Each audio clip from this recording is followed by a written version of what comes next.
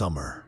For many, the word conjures images of warmth, freedom, and endless, sun-drenched days.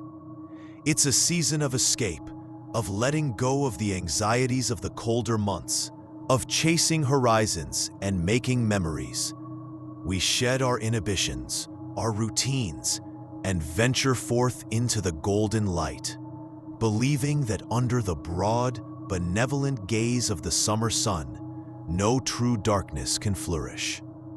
We are wrong. Perhaps it is the very illusion of safety that summer provides, the prolonged daylight, encouraging a false sense of security that makes the darkness, when it finally arrives, all the more profound, all the more chilling.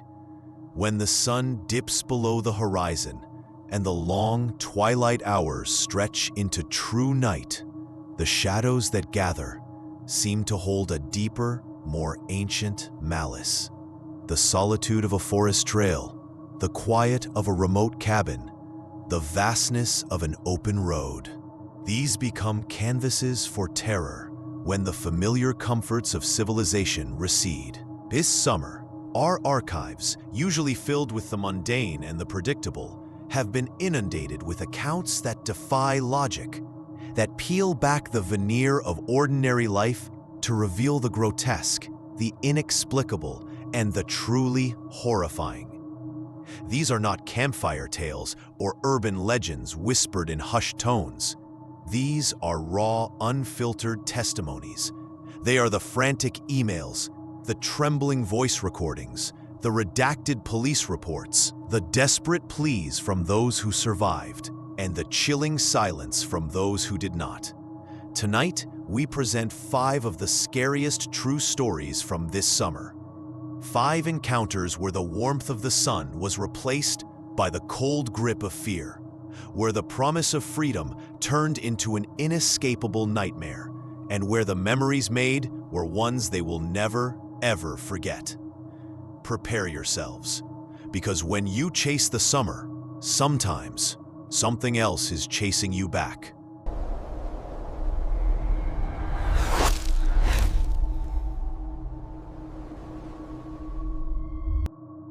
Our first account takes us deep into the Appalachian Trail, a sprawling, ancient wilderness stretching thousands of miles along the eastern spine of North America. This summer, it became the setting for a solo journey that devolved into a horrifying descent into psychological isolation, where the solitude of nature revealed something far older and more insidious than any hiker could imagine. We're calling this case the Appalachian Hum. The subject of this report is a 27-year-old software engineer named Ben Carter, an experienced solo long-distance hiker. Ben was meticulously prepared. His gear was top of the line. His route was planned with military precision. He documented his journey with daily video logs and journal entries, intended for a small online community of fellow thru-hikers. What began as an aspirational endeavor quickly transformed into a chilling record of his unraveling. All right, day 3. Deep into Shenandoah now. Legs are feeling good, weather's been perfect. Just set up camp by a small creek, getting ready to filter some water. Heard a few coyotes earlier, but nothing too close. The peace out here is incredible. Just me, the trees, and the sound of my own thoughts. Feeling truly alive. Ben's early entries painted a picture of blissful solitude.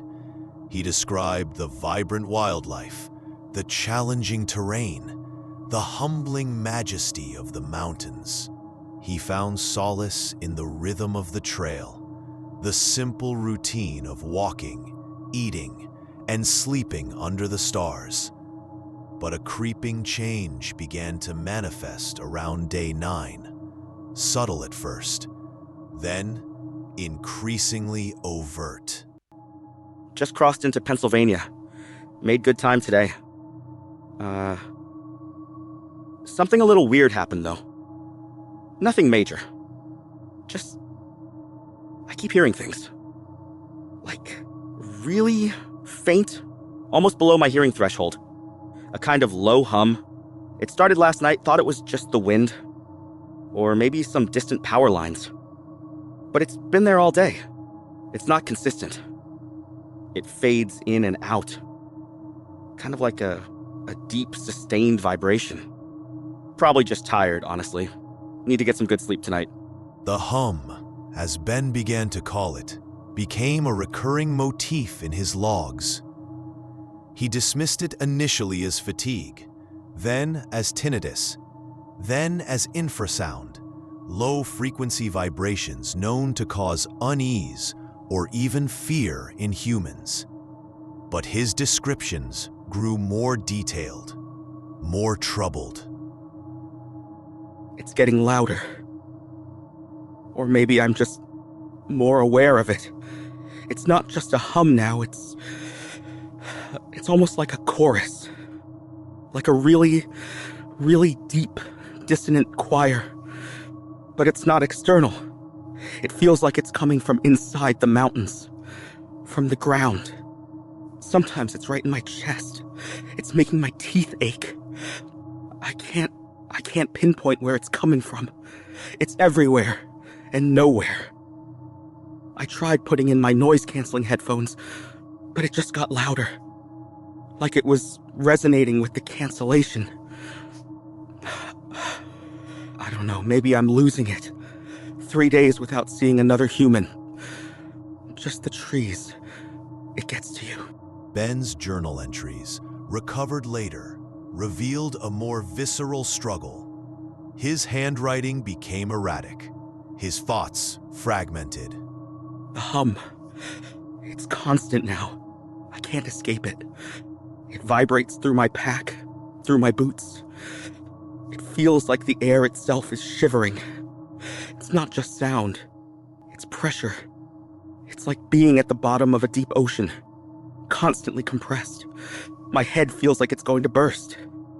I haven't slept properly in days. Every time I close my eyes, the hum intensifies, and I see patterns behind my eyelids. Swirling, pulsing geometric shapes. Always purple and black. I swear they're moving with the hum. His next vlog entry was profoundly disturbing. Ben was visibly emaciated, his eyes bloodshot and wide with a desperate, manic energy. He was no longer filming for an audience. He was pleading with himself or with the unseen. It's talking. It's talking to me. The hum. It's not just a vibration anymore. It's a language. Not words, not anything I can understand, but intent. It's telling me things, showing me things. The trees are alive. The rocks, they're alive. They're listening. They're ancient. They were here before everything. And they don't like me here. They don't like anyone here. I tried to leave the trail. I went off into the woods for hours. Just bushwhacking, trying to get away from the hum, but it followed me. It followed me. It was in the soil, in the leaves. It was laughing. I swear I heard it laugh. A deep, rumbling, guttural laugh, vibrating right through the ground into my spine. I feel like my skin is too tight. My bones are buzzing. I can see the patterns now everywhere. In the bark, in the shadows. They're all connected. They're all part of it. I saw a deer today. Just a normal deer, grazing. And the hum, it pulsed. And I saw it. I saw the patterns on the deer like tattoos swirling under its fur. And its eyes, they weren't deer eyes. They were black, just black. And ancient. They knew. They were looking right through me. And the hum, it was telling me what they knew. It was telling me that I'm not supposed to be here. I'm a disruption. A mistake. I I think it wants me to join the patterns, to become part of the hum, to stop moving, to just lie down and listen. Forever. The last video log ended abruptly with Ben dropping the camera. The audio captured a final, chilling sound. Not a scream, but a choked, guttural sob, followed by the intensifying, all-encompassing hum. 3 days later, a search and rescue team found Ben Carter's campsite. His tent was neatly pitched. His pack was still inside, organized. But Ben was gone. There was no sign of a struggle, no tracks leading away from the site, no discarded gear.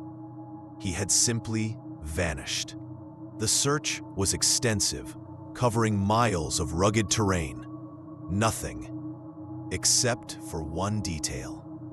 A park ranger, during the initial sweep of Ben's campsite, reported a strange, persistent, low-frequency hum emanating from the ground itself. He described it as a feeling more than a sound, a deep vibration that made his teeth ache and his stomach churn. He attributed it to geological activity, but the hum was only audible in that specific clearing, nowhere else on the trail, and it stopped the moment the ranger stepped out of the clearing. Ben Carter was never found. His case remains open, officially classified as a missing person. But those who have listened to his final video logs, those who had seen the frantic scribbles in his journal, whisper a different story. They believe Ben didn't just get lost. They believe he finally understood the language of the mountains. And the mountains, through their ancient, all-encompassing hum, finally invited him to stop moving, to lie down, and to listen forever, to become one of the patterns. 4.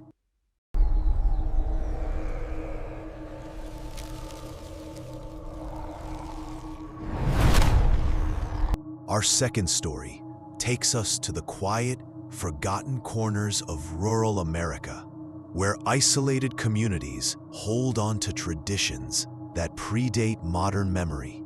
This summer, a young university student named Chloe ventured into one such place, eager for a taste of authentic small-town life. What she found was a hidden harvest, far more sinister than any seasonal crop.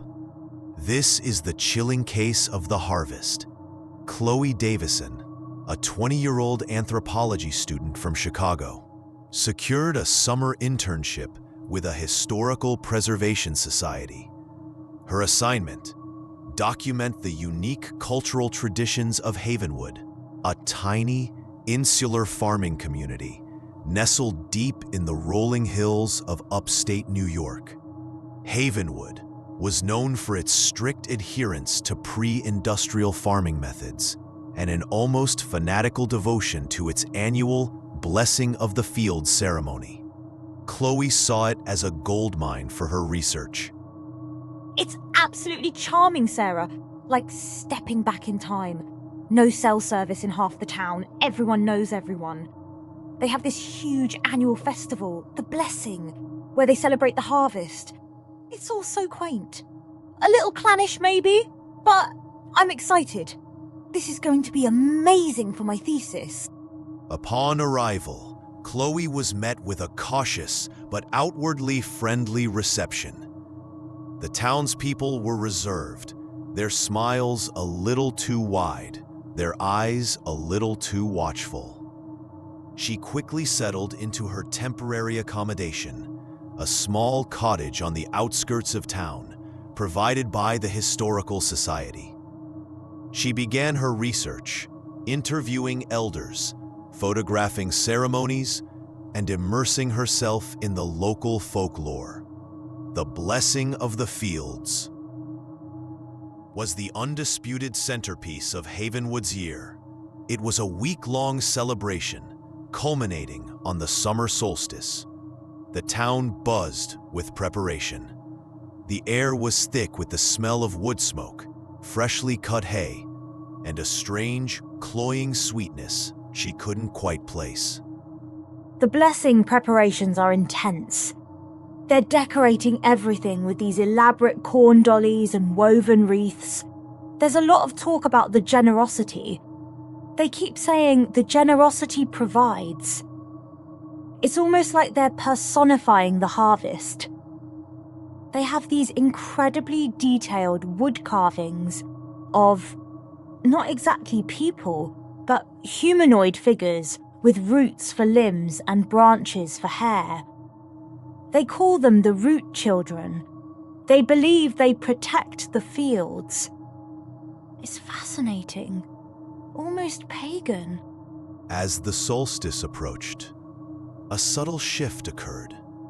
The town's gentle eccentricity began to feel more unsettling. Chloe noticed that a few families seemed to have fewer members than before. When she inquired, she was met with vague answers about relatives visiting family outside or a trip to the city. But there was no joy in these answers, only a flat, distant look in their eyes. Then came the dreams. Vivid, disturbing dreams of walking through endless fields of ripe corn, the stalks taller than trees, whispering her name. In the dreams, the scent of that cloying sweetness was overpowering, and in the center of the field, bathed in an unnatural green light, stood one of the root children carvings, its wooden face smiling. But the smile would slowly widen, stretching, until it was too large, too toothy, revealing not wood, but something moist and organic inside. The dreams are getting worse. And the smell, that strange sweet smell, it's not just in my dreams anymore. It's in the air here, especially near the central fields. It's like rotting fruit, but sweeter and metallic. I asked one of the farmers, old Mr. Abernathy, about it. He just smiled that wide, unsettling smile and said, "The generosity is ripening, dear girl. It demands its due." His eyes, they were empty, like there was nothing behind them. The day before the blessing, the town became strangely quiet. The bustling preparations ceased. A palpable tension hung in the air. Chloe felt an overwhelming urge to leave. Her instincts screamed at her to pack her bags, to abandon her research, to run from Havenwood and never look back. But a strange, heavy lethargy settled over her. She felt rooted to the spot, a bizarre fascination overriding her fear. That night, she couldn't sleep. The sweet, metallic smell filled her small cottage. She heard faint singing, a low, guttural chant, coming from the direction of the central fields. Overriding her fear, her anthropological curiosity propelled her from her bed. She dressed quickly, grabbed her small digital recorder, and slipped out into the moonlit night. She followed the sound of the chanting, moving cautiously through the narrow, winding dirt paths between the fields. The corn stalks towered over her, rustling ominously in the gentle breeze, their shadows dancing like skeletal hands. The chanting grew louder, more insistent, pulling her deeper into the labyrinthine fields. Finally, she reached a clearing. In the center of the clearing stood a massive, gnarled effigy, easily 20 feet tall, carved to resemble one of the root children. It was adorned with wreaths of dried flowers and ribbons of freshly harvested grain. Around it, the entire community of Havenwood stood in a circle, dressed in simple, flowing white robes. They were chanting, a monotonous, hypnotic rhythm. The eerie green light she'd seen in her dreams emanated from the effigy itself, casting long, shifting shadows. And then she saw what lay at the feet of the effigy. Arranged in neat rows, like newly harvested produce, were dozens of human bodies. Some were still, their eyes wide and lifeless. Others were alive, bound and gagged, their faces contorted in silent screams. Their skin was pale, almost translucent. Their bodies looked drained, shriveled, and from their mouths, from small, precise incisions, trickled that same strange, sweet, metallic-smelling liquid, the liquid that was soaking into the soil, feeding the corn. The townspeople were not offering crops to the generosity. They were offering people. And the generosity was a thing, an entity, a monstrous parasitic force that dwelt beneath the fields, demanding a human tithe to ensure a bountiful harvest. The root children weren't guardians. They were effigies of the entity itself, or perhaps its monstrous offspring. Chloe's digital recorder, clutched in her trembling hand, was still running. It captured the horrifying chants, the rustling of the corn, the soft, wet sound of a fresh incision. And then, a child's whimper, quickly stifled. She fumbled with her phone, trying desperately to get a signal, to call for help, to record what she was seeing. As she did, the chanting stopped. Every single robed figure in the clearing, in perfect unison, slowly turned their heads, their eyes. Dull and lifeless a moment before, now gleamed with a predatory, knowing light. Their smiles, so wide and welcoming, stretched impossibly, revealing too many teeth, too sharp, too white. And from their collective mouths issued a low, guttural whisper, perfectly synchronized. The generosity has found another. The next morning, Chloe Davison's Historical Society internship supervisor received a meticulously typed, perfectly formatted email from Chloe. It stated that she had decided to extend her stay in Havenwood indefinitely, as she had found a new appreciation for the community's unique way of life and wished to fully integrate into their traditions. The tone was completely unlike Chloe's previous communications. The email ended with the phrase, "The generosity provides." The police were called. An investigation was launched. They found Chloe's cottage neatly tidied.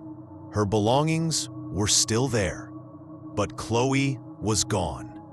The townspeople of Havenwood were interviewed. They were all calm, cooperative, and spoke of Chloe leaving weeks ago for the city. They smiled their wide, unsettling smiles. The police found no evidence of foul play. A week later, the Historical Society received a package. Inside was Chloe Davison's digital recorder. The last audio file contained nothing but static, followed by a faint, continuous, low-frequency hum, similar to the one reported in the Appalachian Hum case, but with a different, more organic quality. And then a voice, Chloe's voice. It was slow, monotonous, and devoid of all emotion. The generosity, it provides for us. We give, and it grows. We all become part of the harvest. We all provide. We all belong. The case of Havenwood and Chloe Davison was closed due to a lack of evidence.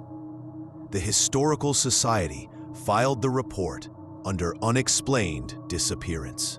But somewhere, deep beneath the rolling hills of upstate New York, where ancient cornfields whisper in the summer breeze, the generosity continues to ripen. And every summer, when the solstice arrives, the town of Havenwood ensures that the harvest is bountiful. They ensure that everyone belongs.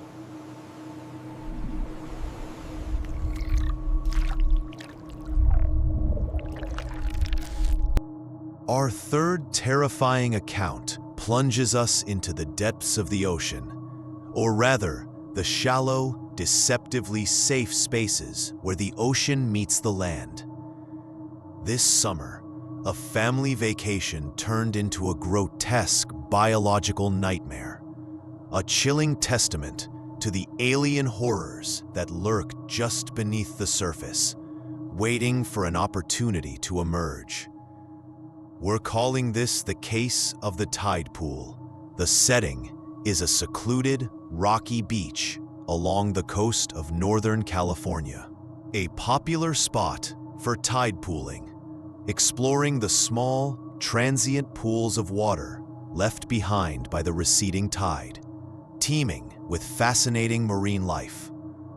The family involved was the Millers, Sarah and Tom, and their two children, 8-year-old Lily and 12-year-old Ethan.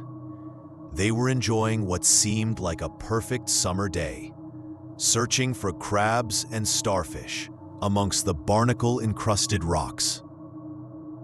It was just perfect. The kids were so happy. Lily found a starfish, Ethan was trying to catch a crab, Tom and I were just watching them, enjoying the sun. We were far from the main beach, which we loved. It felt like our own little piece of paradise. The horror began subtly with Lily. She found a tide pool nestled deep within a cluster of unusually sharp black rocks. The pool itself was unlike the others.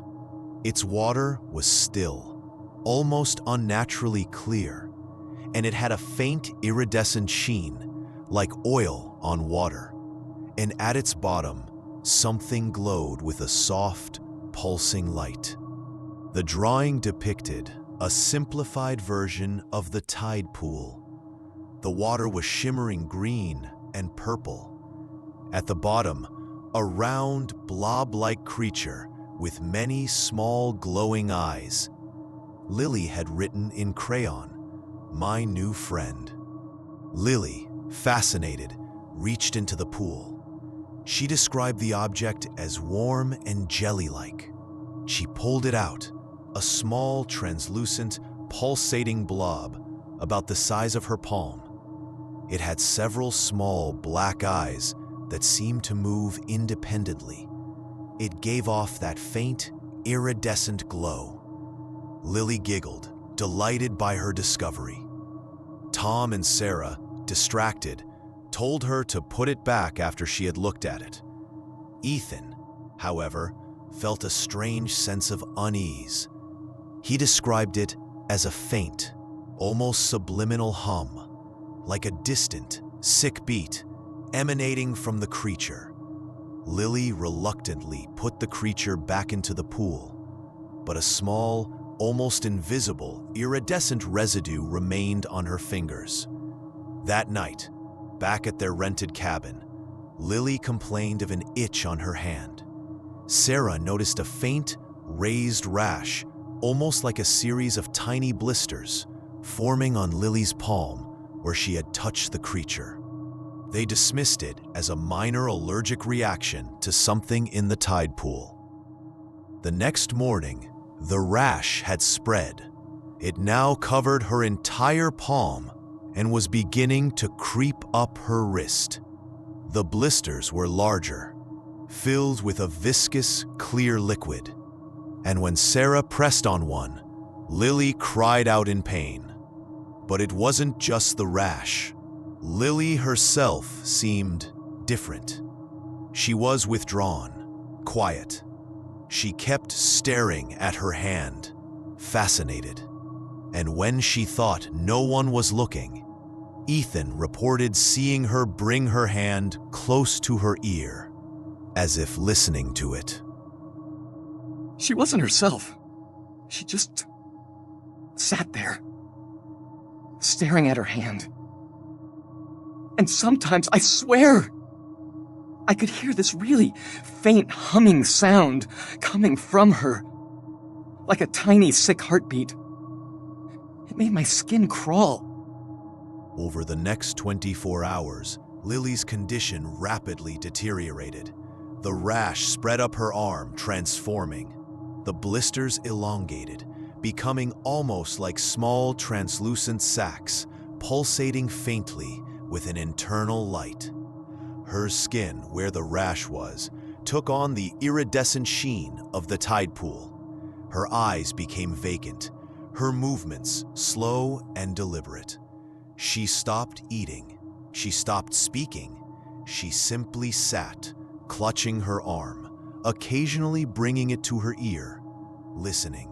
The humming sound, Ethan reported, was now constant, a low internal vibration. Alarmed, Tom and Sarah tried to take her to the nearest hospital, a 2-hour drive away. But as they were leaving the cabin, Lily began to convulse violently. Her skin tore, not bleeding, but releasing the iridescent viscous liquid, which pooled on the floorboards. From within the torn flesh, something began to push through. Her skin, it wasn't just peeling, it was unzipping, like a suit she was wearing. And underneath, oh God, underneath, it wasn't skin, it was something else. Something black and segmented, like a beetle. 1,000 tiny black eyes began to open all over her body, blinking. And that hum, it was deafening. It was coming from her. The creature that emerged from Lily's body was a nightmare given form. It was a massive, segmented organism, predominantly black and chitinous, with hundreds of tiny, glowing eyes that pulsed with the same iridescent light as the tide pool. Its movement was an unsettling, fluid undulation. It was roughly the size of a small dog, and it moved with an unnatural speed, scuttling across the cabin floor. Tom, in a blind panic, grabbed a heavy fishing gaff and lunged at the creature. It moved with incredible agility, dodging his strike. Its true horror became apparent then. It extended dozens of thin, whip-like tendrils, each tipped with a tiny, razor-sharp barb. They lashed out, striking Tom, causing him to fall. And wherever the barbs touched his skin, small iridescent blisters immediately began to form. Sarah screamed, grabbed Ethan, and fled the cabin, leaving Tom to confront the monster that had once been their daughter. They drove for hours, speeding down the winding coastal roads until they found a small, isolated gas station with a working phone line.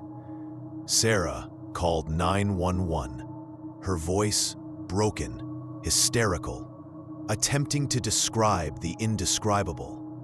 When the police arrived at the cabin, they found it empty. There was no sign of Tom Miller. The cabin was clean, immaculate. No iridescent fluids, no torn skin, no signs of a struggle. It was as if nothing had happened. The only anomaly was a faint, almost imperceptible iridescent sheen on a small section of the floorboards, visible only under direct light, and a subtle, low-frequency hum pulsating from the very fabric of the cabin walls. The case of the Miller family remains officially open as a double missing persons report: Tom and Lily Miller. Ethan now an orphan, lives with his aunt and uncle, haunted by the memories of that summer. He still claims he can sometimes hear the faint, sickly hum of the creature that claimed his sister and father, a sound that makes his skin crawl and his stomach churn. Investigators later returned to the secluded beach where the family had gone tide pooling.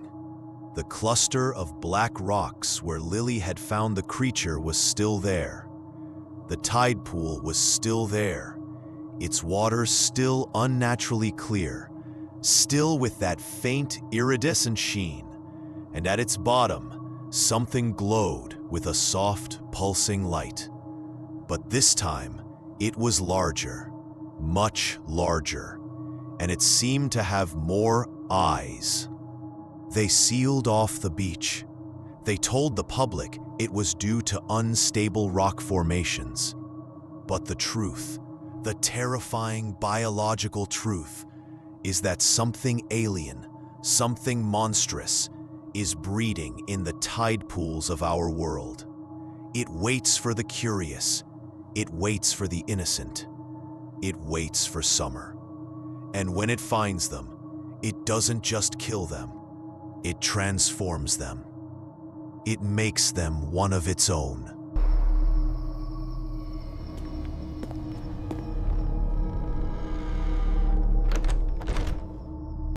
Our fourth terrifying account takes us to a remote cabin nestled deep within the Canadian wilderness, a place chosen for its solitude, for its promise of peace and escape. But this summer, that peace was shattered by a relentless, methodical terror that laid siege to a family sanctuary, proving that sometimes the most dangerous thing is not what you invite in, but what has been waiting for you all along. This is the chilling case of the Sentinel. The Anderson family, Mark, Emily, and their two teenage children, Liam, 16, and Chloe, had rented a rustic cabin in rural Ontario for a 2-week summer getaway. It was miles from the nearest town, accessible only by a long, unpaved logging road. No cell service, no internet, just pristine nature, a quiet lake, and the promise of undisturbed family time. It was perfect, you know. Exactly what we needed. Just unplugging. We'd go fishing, hike, sit by the fire. The first few days were incredible. The kids were even getting along. We felt so safe. So far removed from everything. The first sign that their solitude was not as benign as they believed came on the third night. Liam, ever the early riser, went out to the small dock before dawn to fish. As the first rays of light touched the horizon, he noticed something strange. Standing perfectly still on the far shore of the lake, directly opposite the cabin, was a figure. It was impossibly tall and thin, like a stick figure, dressed in dark clothing. It stood motionless, facing the cabin. Liam, unnerved, called out. The figure didn't move, didn't respond. It simply remained, a silent, unblinking sentinel in the dawn light. He quickly returned to the cabin, shaking. It wasn't a person, not really. It was too still, too thin, like a shadow pretending to be a person. And it was just staring. I felt it, like it was looking right at me, even from that distance. Mark dismissed it as a hallucination, a trick of the light, or perhaps a local hunter. But the next day, the figure was there again. This time, it was closer. It stood on the cabin side of the lake, partially obscured by trees, but unmistakably present. Always watching, always motionless. A chilling pattern began to emerge. Every morning, the figure would appear, Every evening, it would vanish as the last light faded, and with each passing day, it drew closer to the cabin. Mark, armed with an old hunting rifle he found in the cabin, confronted it from the porch. He shouted warnings. He fired a shot into the air. The figure did not flinch. It remained perfectly still, a silent, ominous silhouette against the deepening twilight. Then, slowly, with an agonizing deliberation, it began to walk towards the cabin. The next 8 hours were a siege. The figure, which they now called the Sentinel, stalked the perimeter of the cabin. It didn't try to break in immediately. It just walked, slowly, methodically, circling the cabin, its unnaturally long strides taking it around and around, a silent, relentless presence. The rhythmic thump, thump, thump of its footsteps on the damp earth outside became the only sound in the house, a maddening, hypnotic rhythm. They huddled inside, terrified. Every creak of the old cabin, every rustle of leaves against the windows, sent a jolt of panic through them. They peered through the cracks in the boarded windows, catching glimpses of its dark form passing by, its head always tilted slightly, as if listening. Around 2 a.m., the nature of the assault changed. The walking stopped. A single, heavy knock echoed from the front door. Not a human knock, but a flat, resounding thud. It was followed by another, then another, until a relentless, bone-jarring pounding began on all sides of the cabin. It wasn't trying to break the door down. It was testing, probing, a methodical reconnaissance. The cabin groaned under the impact, splinters of wood flying from the door frames. It was like it was alive, but not alive. It wasn't breathing. It wasn't making any sounds except the thuds. It was just trying every weak spot. It wanted to find a way in. Not to hurt us, not violently, but to just get in. And then what? That was the worst part. We didn't know what it would do. The pounding lasted for hours. Just as dawn was breaking, the assaults ceased. Silence descended once more, but it was a heavier, more oppressive silence than before. They waited, huddled together, for the first light to confirm it was gone. When the sun finally rose, casting a golden glow over the lake, they cautiously unboarded a window. The Sentinel was gone. The property was empty. But on every door, every window frame, every point where the pounding had been concentrated, a single, perfectly formed, long, thin fingerprint was pressed into the wood. Not human, but distinct.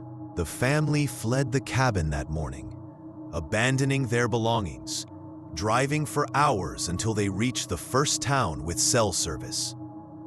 They contacted the police, who were initially skeptical, but the evidence of the fingerprints, meticulously cast, baffled forensics.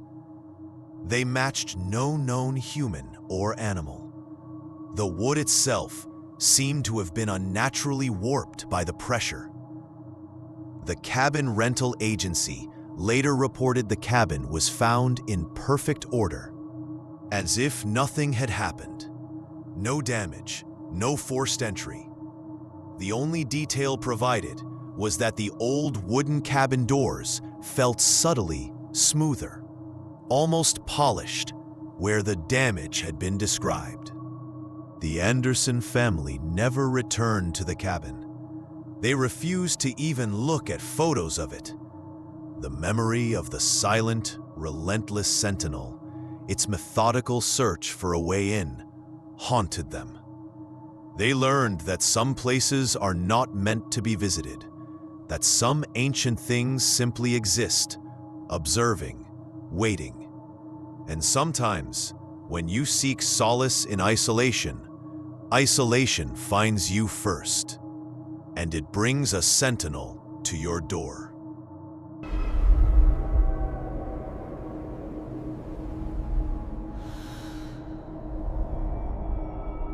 Our final and arguably most unsettling account takes us beyond the familiar terrors of Earth into the cold, silent expanse of the cosmos. This summer, two amateur astronomers ventured into the darkest reaches of a national park, seeking to capture the pristine beauty of the Milky Way. What they witnessed not only defied all known scientific understanding, but shattered their perception of reality itself. This is the chilling case of the Star Eaters. Sarah and David Jen, a married couple in their early 30s, shared a profound passion for astrophotography. They spent their summer vacations chasing dark skies, remote locations where light pollution was minimal, allowing them to capture breathtaking images of nebulae and galaxies. This year, they chose the remote, high-altitude desert plains of Joshua Tree National Park, renowned for its clear, unblemished night skies. It was everything we hoped for. The sky was incredible. You could see every single star. The Milky Way was just a river of light across the entire horizon.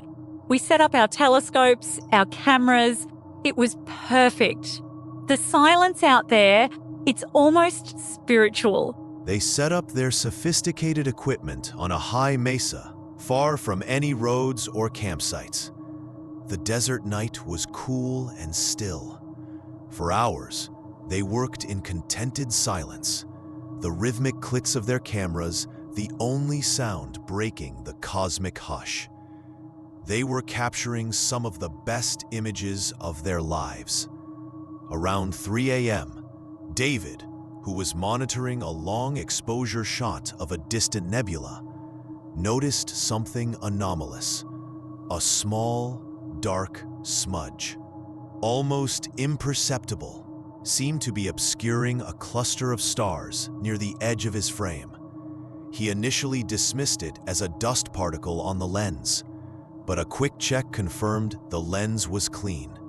He recalibrated, refocused, and the smudge remained. It wasn't a cloud. There were no clouds.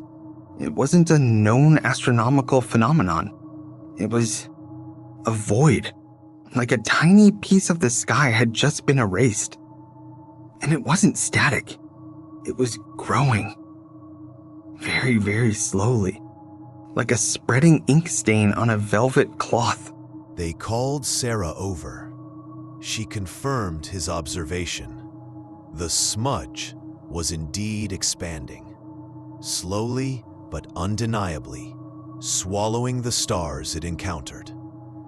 It was completely black, absorbing all light, a hole in the fabric of the night sky. They trained their main telescope on it. The image that resolved on their screen sent a jolt of primal terror through them. It wasn't a void. It was an entity. It was immense, an incomprehensible mass of undulating, coiling tendrils, impossibly blacker than the void of space itself.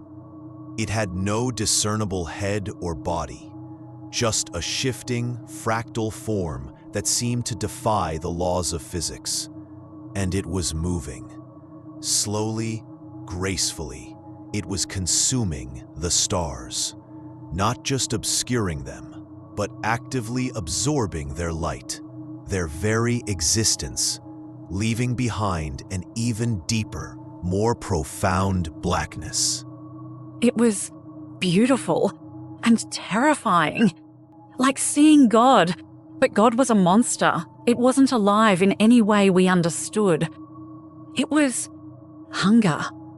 Pure, unadulterated hunger. It ate the stars, and as it ate, the sky around it changed. The stars that were near it, they didn't just disappear. They looked like they were being pulled, stretched, distorted, like the whole universe was screaming. They were frozen, staring at the screen, utterly insignificant before this cosmic horror. The entity continued its slow, deliberate feast, a silent ballet of destruction playing out across light years. They felt a growing, nauseating sense of dread, a profound and terrifying realization of their own utter insignificance in the face of such ancient, alien hunger. Then, the horror escalated. As the entity consumed another star, the image on their telescope screen began to warp. Not just the entity, but the entire field of stars around it. They twisted, spiraled, stretched into impossible geometries, and then the screen flickered, and the stars on the actual night sky above them began to flicker too. The reality around them was unraveling. Stars vanished, reappeared in new constellations, stretched into impossibly long streaks of light. The familiar patterns of the night sky, etched into human memory for millennia, were being rewritten before their very eyes. The very fabric of space and time seemed to fray. A deep, silent, resonating thrum filled their minds. Not a sound, but a vibration directly on their consciousness. A signal of reality's collapse. David, gripped by a primal terror, tried to shut down the telescope. His hands trembled so violently he couldn't hit the power button. Sarah screamed, not in fear of the entity, but in despair at the destruction of everything they knew. They were witnessing the universe being unmade. The last thing they clearly remember before their minds broke was the entity on the screen, growing larger, closer, its tendrils now resembling massive abyssal mouths, each one a swirling vortex of absolute blackness. And then, through the growing chaos of the flickering stars, through the vibrating hum in their minds, they perceived something else. A sensation. A feeling of being seen, not just by the entity, but by the hungry, unthinking void it represented. They were not just witnesses, they were observed. And in that vast, indifferent hunger, they were merely another potential meal. The next morning, a park ranger on routine patrol found David and Sarah Chen. They were sitting on their high mesa, amidst their sophisticated, undamaged equipment. Their eyes were wide, vacant, staring blankly at the clear blue morning sky. They were completely catatonic. They did not respond to questions. They did not react to touch. They simply sat, utterly broken. They were institutionalized immediately. Psychiatric evaluations revealed no physical trauma, no drug use, only a complete and profound disconnect from reality. They would spend the rest of their lives in a state of profound catatonia, their minds irrevocably shattered. Occasionally, one of them would whisper a single word. David would sometimes murmur, "Stars." Sarah would sometimes whisper, "Hungry." Their astrophotography equipment was collected as evidence. The cameras contained no images after 3 a.m. The telescopes, however, showed one anomaly. On the main telescope's monitor, The last image captured was a static-filled, corrupted frame. But within the static, for a fleeting moment, a glimpse of the vast, tendrilled, inky black entity was visible. And at its very center, a single, pulsating red dot. Like a colossal, unblinking eye, watching. The Joshua Tree National Park Administration officially attributed their condition to heat stroke and severe dehydration, despite clear medical evidence to the contrary.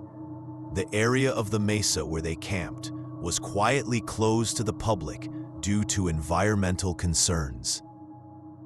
But somewhere in the boundless, indifferent cosmos, far beyond the reach of human understanding, the Star Eaters continue their silent, eternal feast.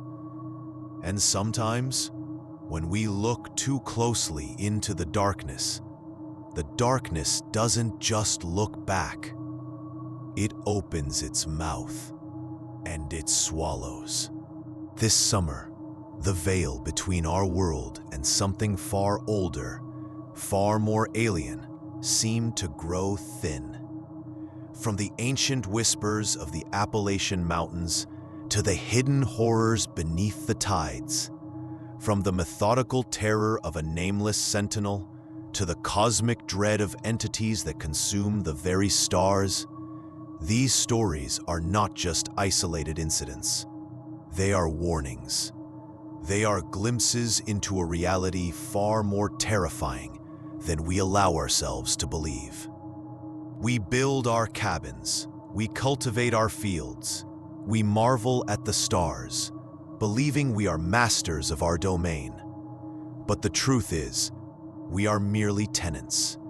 And sometimes, when the sun sets and the long, warm days of summer lure us into a false sense of security, the true residents of this world and beyond remember we are here.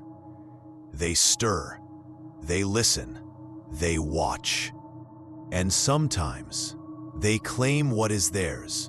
Stay safe this summer, stay vigilant, and remember that some shadows are not just cast by the sun. They are cast by something far, far older. And if you appreciate these deep dives into the unsettling and the unexplained, please like this video and subscribe to the channel for more long-form horror stories. Thank you for watching. Prince of Darkness.